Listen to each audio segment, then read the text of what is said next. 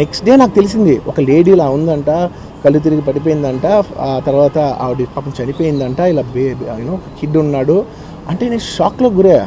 అంటే నాకు తెలీదు అసలు, నెక్స్ట్ డే వరకు నాకు అసలు తెలీదు. I had no idea.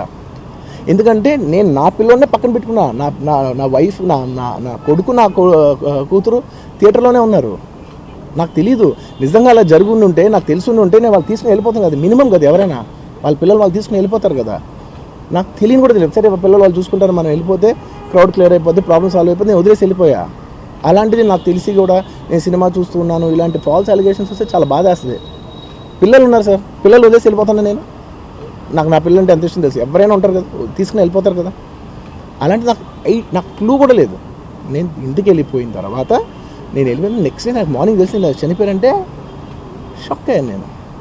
Shock అయ్యి ఇమీడియట్గా నేను బాస్కి ఫోన్ చేశాను, మా బన్నీ వాస్కి ఫోన్ చేసి, బాస్ ఇమీడియట్గా హాస్పిటల్కి వెళ్ళి వాళ్ళని కలువు, నేను వస్తానంటే సరే నేను మొత్తం అక్కడ వెళ్ళి సెట్ చేసి వస్తాను, వాళ్ళందరూ ఎమోషనల్గా ఎలా ఉన్నారు ఏంటో మనం ఫస్ట్ చెక్ చేసుకున్న తర్వాత మీరు దిగాలి కొంచెం ఆగండి సార్.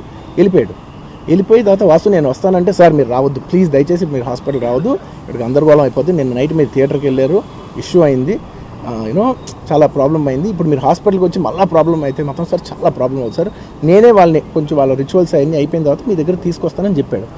ఓకే అని వెయిట్ చేసేసరికి ఇమీడియట్గా ఏం చెప్పారు, సార్ మేమనుకోవద్దు, వాళ్ళు మీ మీద కేసు ఫైల్ చేశారు, ఇప్పుడు మీరు వాళ్ళు కలవడానికి లేదంటే నేను మా లీగల్ టీం అదేం పర్లేదు వాసు నేను వచ్చేస్తాను, నేను కొంచెం మూర్ఖంగా మాట్లాడుతుంటే సార్ మా లీగల్ టీం చాలా స్ట్రిక్ట్గా చెప్పింది, sir they file the case on you, మీరు ఇప్పుడు వెళ్తే legally it is not right thing to do, please don't go అని చెప్తే అప్పుడు ఆగాల్సి వచ్చింది.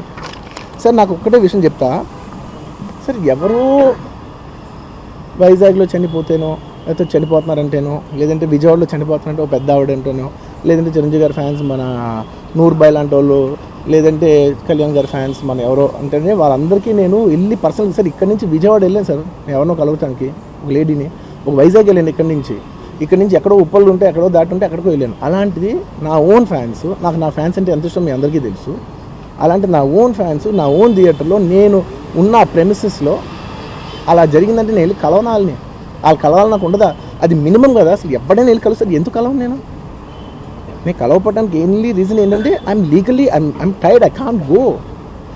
అంత మాత్రం నేను స్పందించలేదు అని అనడానికి కూడా లేదు.